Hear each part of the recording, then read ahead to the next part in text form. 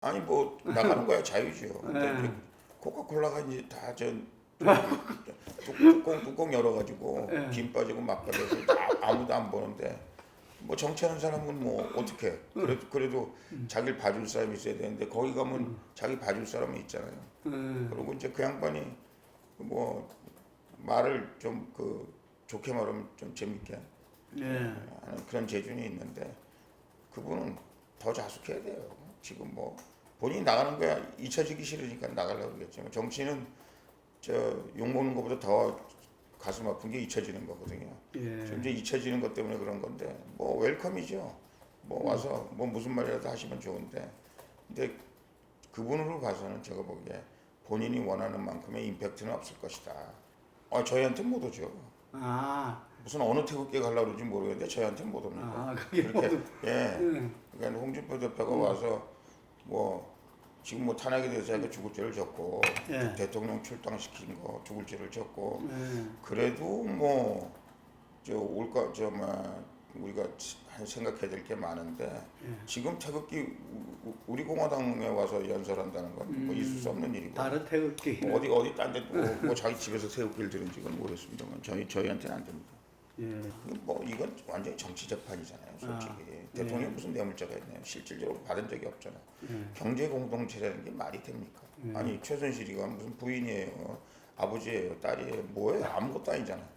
그런데 어떻게 최순실하고 경제 공동체가 됩니까? 이게 비슷하지도 않은 얘기를 지금 막 억지로 뜯어붙여서 하는 거고 우리는 뭐 어차피 이거는 정치 재판이기 때문에 뭐 보낸 이유가 뭐 여러 가지 있습니다만은 저희들이 분석하기에는 이재용이도 조금 더 본인들 컨트롤에 놔둬야 된다.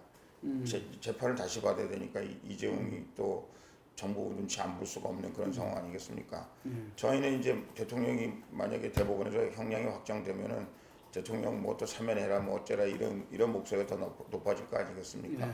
그래서 자기들 나름대로 시간을 벌라 그러고 내년 4월에 총선은 있지. 박근혜 대통령께서 만약에 이런 뭐 사면이 되느냐 안 되느냐 문제부터 시작해서 사면돼서 나오신다든지 형집행정지로 나오신다든지 했을 때 자기들이 정치적인 부담, 자기들이 어떤 이익을 거기서 취할 수 있을까? 뭐 자기들 말로는 뭐 보수를 분열시키기 때문에 뭐 박근혜 대통령을 내보내는 게 좋다. 뭐 이런 얘기도 나온다고 제가 얘기를 듣고 예. 있습니다만은 어찌 되었든 그런 정치적인 고려에 의한 재판이지 그게 제가 보기에 무슨 법리적인 재판은 아니다. 저는 그렇게 생각하고요.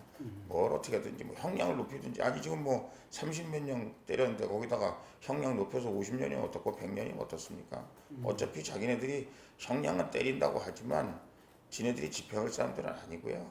결국 그렇게 되지 않으리라고 저희는 확신하고 있습니다. 그렇게 못한다고 확신하고 있습니다. 이게 정치 재판이기 때문에 일정 정도 그 정치적인 그런 시기가 지나가면은 네. 또 정치적으로 해결될 수 있다. 그러니까 말이 안 되는 거죠. 네. 우리가 말하는 뭐 전두환, 노태우, 뭐 물론 뭐 김대중 대통령은 뭐 대통령 아닐 때 얘기지만 이렇게 지금 900일 가깝게 지금 감금하고 있거든요. 다 700일 전후에서 다 이게 사형 받은 사람들 뭐 이런 사람들도 다 무기로 내려서 다 그냥 그런 판이거든요. 그게 말하자면 정치 보복을 해도 어느 정도 정치 보복을 한다라는 거, 어느 정도 해야 된다는 게 그것도 나름대로는 룰이 있는 거거든요. 근데 이제 얼마나 이 양반이 나중에 정치 보복을 세게 받으려고 지금 이 짓을 하고 있는지 아니면 자기는 뭐 거기로부터 예외라고 생각한다면 제가 보기 지금 하는 짓으로 봐서는 예외일 수가 없다 그런 생각이 들거든요. 아마 제가 보기에는 아마 대통령 가족 성한 사람 별로 없을 거다라는 생각이 듭니다. 지금 뭐 가족들 뭐 어디 이민 가 있다고 그러고 뭐 문다의 얘기도 나오고 뭐 지금 흉흉하잖아요. 밖에 나오는 얘기들이. 예. 그거 어떻게 하시려고 그런지 모르겠어요.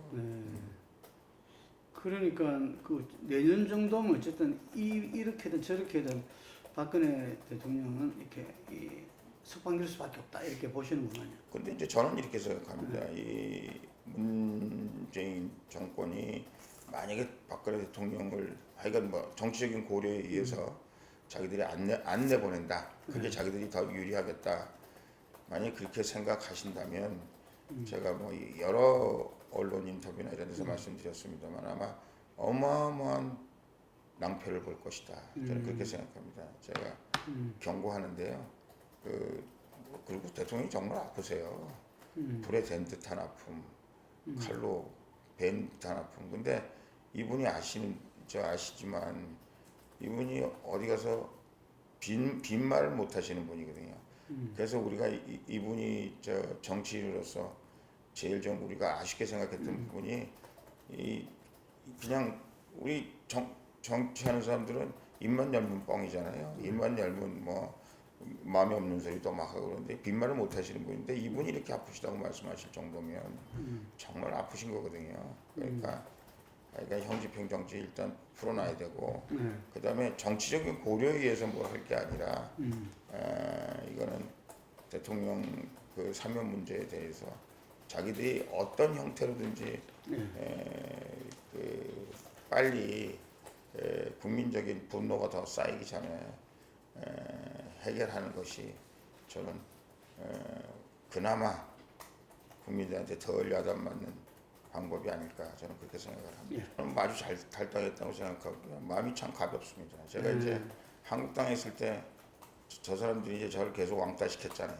제가 무슨 뭐 정치하는 사람이 뭐 왕따 되는 게 뭐 겁나는 건 없습니다. 그러나 제가 이제 탄핵 백서 만들어야 된다고 그렇게 주장을 했고 제가 그 얘기를 했어요. 아니 어떻게 탄핵했다가 밖에 나갔다가 들어온 사람들이 당의 주인 역할을 하냐. 그것도 한마디 사과도 없이 당이 무슨 사무총장 해먹고 무슨 그동안 비대위원장하고 무슨 당 대표하고 도대체 이게 뭔 소리냐. 이렇게 해가지고 우리 당이 국민들로부터 무슨 지지와 성원을 받을 것이냐. 그래서 제가 그런 얘기를 했어요. 자, 탄핵한 사람들 잘못했잖냐. 니들이 탄핵 지금 그 프로세스 자체가 탄핵이라는 것이 대통령이 잘못했다고 판결이 나야 그 다음에 탄핵이라는 게 진행이 되는 건데 신문 쪼가리 몇 개하고 타블렛 PC 있지도 않은 타블렛 PC 몇 개 가지고 대통령 탄핵했잖냐. 과정이 잘못됐어. 뿐만 아니라 지금 헌재에서 8명이 다 찬성했는데 뭐 여러 가지 얘기들이 많잖아요. 이 사람들이 뭐 사전에 딜을 했다는 얘기도 있고 8명끼리 합의를 봤다는 얘기도 있고 원래 9명인데 8명이라는 얘기도 있고 그것도 말도 안 되고 또 그거 국회에다가 공소장을 변경하라고 그랬는데 권성동, 황교안 그 공소장 변경도 안 했지 뭐 이런 문제. 그리고 더 정말 100번 1000번 양보해도 문재인 정권 당선시켜서 완전히 나라를 좌양좌했잖냐. 그러면 그 죄에 대해서 국민 앞에 잘못했다고 얘기하는 것이 옳다. 그래서 제가 그랬어요. 그러면 니들은 탄핵은 반대했다는 놈들 대통령을 탄핵에 이르게 한 이른바 친박세력 책임 있지 않냐. 그래서 좋다. 최경환 감옥 갔고 그 다음에 나머지 사람들은 뭐 이정현이니 무슨 이런 사람들 탈당했고 나를 잘라라. 그리고 니들 김무성, 유승민 얘네들 앞으로 우리 당에서 받지 않는다. 그리고 이 사람들 사과하고 그리고 그러면 내가 대표로 사과할게. 탄핵을 못 받아 죄송하다. 그렇게 할 때 국민들이 진정성이 있고 하나가 될 수 있는 가능성이 있다 이렇게 생각하는 거지. 그래서 제가 보기에는 황교안 대표가 지금 살 방법이 없어요. 왜냐하면 탄핵을 찬성한 사람들이 황교안이 지금 2등으로 떨어졌잖아요. 대통령. 그나마 대통령 후보 계속 1등 달리고 황교안 그런 상황이 되면 일단 이 양반이 정치력이 없어요. 정치를 안 해봐서. 당내에 뭐 많은 사람들부터 정치력 꽝, 다음 대통령 가능성 거의 꽝. 그러니까 이 사람들이 이제 또 말아먹어야죠. 황교안을. 그러니까 지금 딴 생각들을 계속 하고 있거든요. 벌써 뭐 선거는 비대위원장 체제로 간다, 뭐 어쩐다 이제 이런 얘기들 흘리고 그 다음에 비례대표 뭐 여기 바른당에서 온 사람들 뭐 이런 사람들이 주도권을 쥐고 공천한다, 뭐 어쩐다 이런 소리를 하니까 황교안은 살 방법이 없잖아요. 차라리 그 이른바 탄핵에 반대했던